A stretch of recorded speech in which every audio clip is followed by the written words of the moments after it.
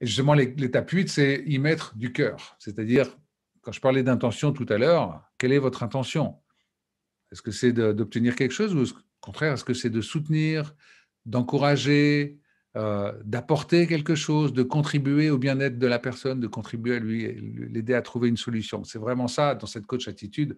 On est dans le don plutôt, le don de soi pour l'autre qui va permettre de le faire grandir. Et justement, quels sont les bénéfices que vous allez avoir à faire grandir l'autre? Eh bien, un enfant qui s'épanouit, c'est beau pour un parent. Un collaborateur qui est motivé et qui va prendre des initiatives, c'est beau pour un manager.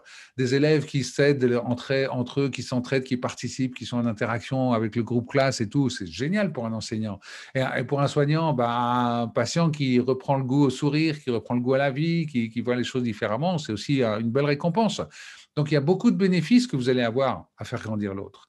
Et puis, qu'est-ce que ça va vous coûter ou vous apporter? C'est juste un peu le paradoxe qu'au début, vous allez devoir y passer un peu de temps. C'est-à-dire qu'effectivement, on prend un entretien et je te consacre tout mon temps, même si je suis sous pression ailleurs. Mais là, je suis vraiment avec toi. Ça va me coûter un peu de temps, ça va me coûter un peu de présence, ça va me coûter de se revoir de temps en temps. Mais par contre, ça va vous apporter tout ce que je dis juste avant, ça va vous apporter énormément. Et les avantages que vous allez en retirer, eh bien, c'est déjà que à partir de ce moment-là, c'est vous qui allez changer toutes les relations dans votre vie. Parce que vous avez une relation différente, une compréhension différente des autres, donc une plus grande tolérance parce que vous comprenez mieux quel blocage va amener une personne à agir comme ça.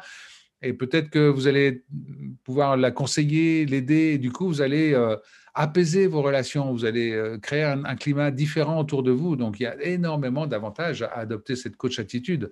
D'ailleurs, le simple fait de savoir poser des questions, moi, je dis toujours, on peut amener une personne à un objectif juste en la questionnant. On peut faire passer une idée juste en posant des questions. Alors, effectivement, on pourrait manipuler, mais encore une fois, toute relation est une forme de manipulation. Le plus important, c'est quelle est votre intention. Si c'est gardé pour vous, c'est pas top. Et puis quelque part, vous n'y arriverez pas. Ou à un moment ou à un autre, ça se retournera contre vous. Si c'est contribuer, apporter et développer, vous allez rayonner différemment. Vous allez avoir un charisme différent. Vous allez avoir un leadership différent en tant que manager, même en tant que parent. Voilà, vous allez pouvoir vraiment être dans une belle dynamique constructive avec l'autre. Donc, c'est énormément d'avantages.